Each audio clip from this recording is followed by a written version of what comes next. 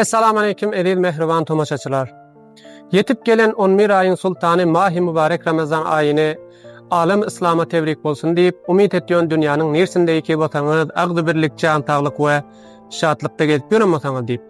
Elbette dostlar, görşiňiz ýani Türkiýanyň gözel we manzaraly yerlerinden bolan Inkette mescidi Büyük Çamlıca mescidine geldik.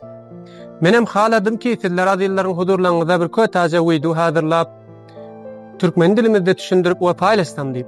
Gelin onda Türkiýe gelseňiz gelip görler ýani yerlerinden bolan bu kette mescidi hemmen birlikde tomaşa etmäne başlaýyn dostlar.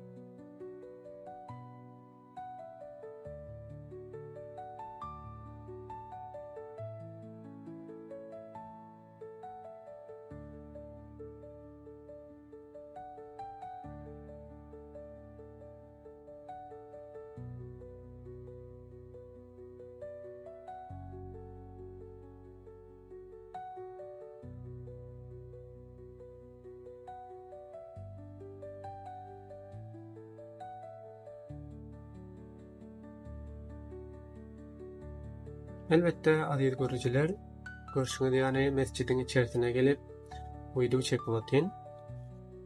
Bu mescidin ketdeligi anqaryp 65 000 nefer öte rahatlyk bir şekilde namaz okabilýär dostlar.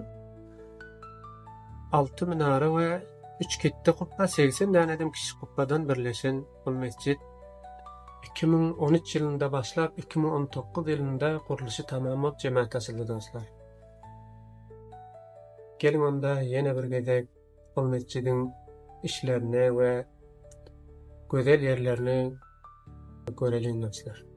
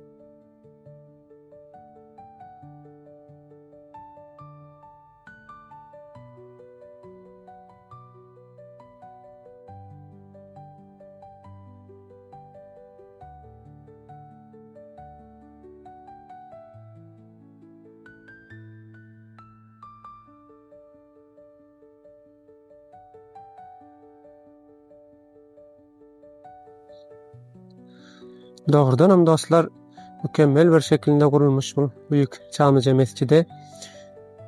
taharatxana, kitapxana, kapalı otopark yani motorlar koyma yerleri mükemmel şekilde kurulmuş. Mutlaka bir gün yolunuz düşse gelip görmenizi tavsiye ediyorum dostlar.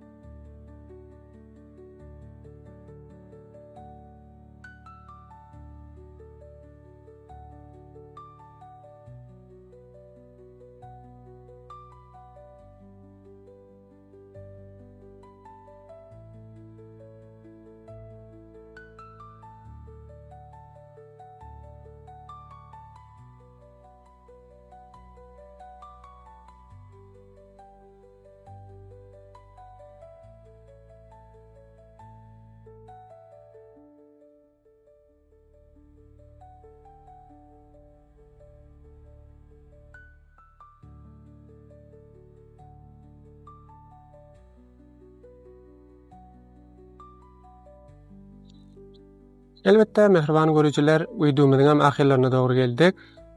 Şular yani video görmek istiyorsanızlar bizim sapamızı like berip, komment yazıp şeýer etmeni unutmaň. Yeneki videolar içili sağ bolun, salamat bolun. Yeniden bir zat aýdyp geçin dostlar. Türkiýanyň gözel we manzaraly yerlerini görmek istiyorsanızlar kommentlerde ýazyp bilersiňizler. Yeneki videolar içili sağ bolun, salamat bolun. Bizlere garaşyň dostlar.